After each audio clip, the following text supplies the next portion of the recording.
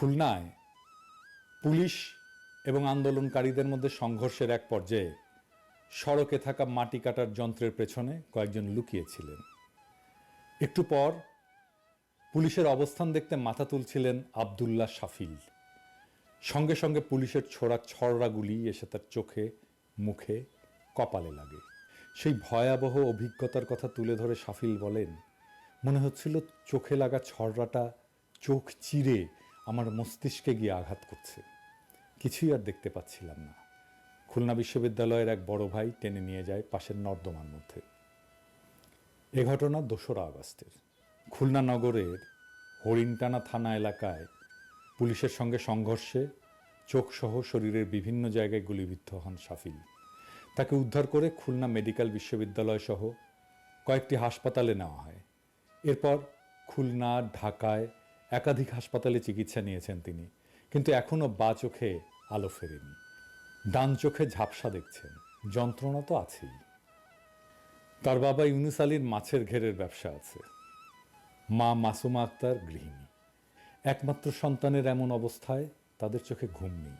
ছেলেকে নিয়ে হাসপাতালে হাসপাতালে ছুটছেন। শাফিল বলেন, সবাই একটা মুক্তি পেয়েছি, কিন্তু সেই মুক্তির স্বাদ উপভোগ করতে পারছি না।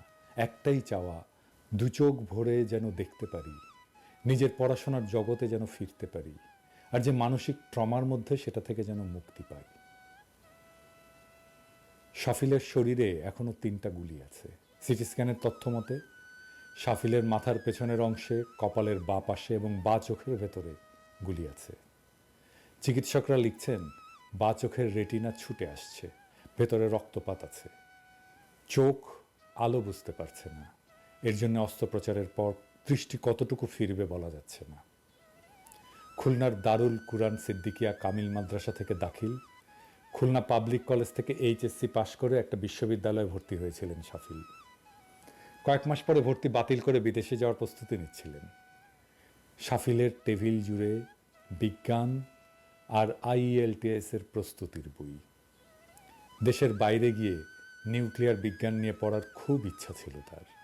চোখে গুলি লাগার পর খুলনার Northern university of business and টেকনোলজিতে তড়িৎ ও ইলেকট্রনিক কৌশল বিভাগে ভর্তি হয়েছেন।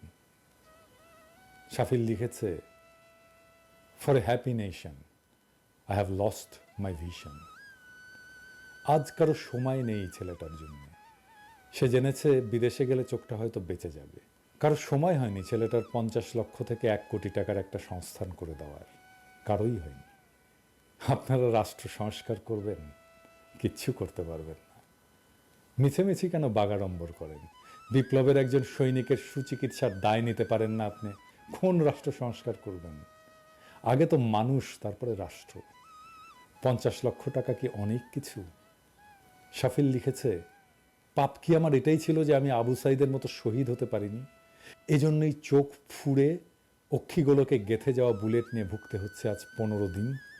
পাপ তো তাহলে ওই পিশাচের, যে আসল বুলেট না মেরে লেডের ছড়রা বুলেট মেরেছে। ব্রেন ফুটো হয়ে যেত, আর ডক্টর ইউনুস সহ সকলে আমার পরিবারের পাশে দাঁড়াতো, আর আমিও বেঁচে যেতাম এ এক চোখা পৃথিবী থেকে। প্রফেসর ইউনুস, আপনি কি শুনছেন আমাদের এই সন্তানের কথা? আপনাকে কি কেউ বলেছে মাত্র কয়েকটা টাকার জন্য ওর দৃষ্টিশক্তি অন্ধ হয়ে যাবে? আপনাকে কিচ্ছু করতে হবে না, শুধু ওকে বাইরে পাঠান চিকিৎসার জন্য। যা টাকা লাগে আমরা প্রবাসীরা তুলে দেব, কথা দিলাম। ওর দৃষ্টি ফিরে এলে আমরা একসাথে স্লোগান তুলব, স্বাধীন বাংলাদেশে ইনকিলাব জিন্দাবাদ।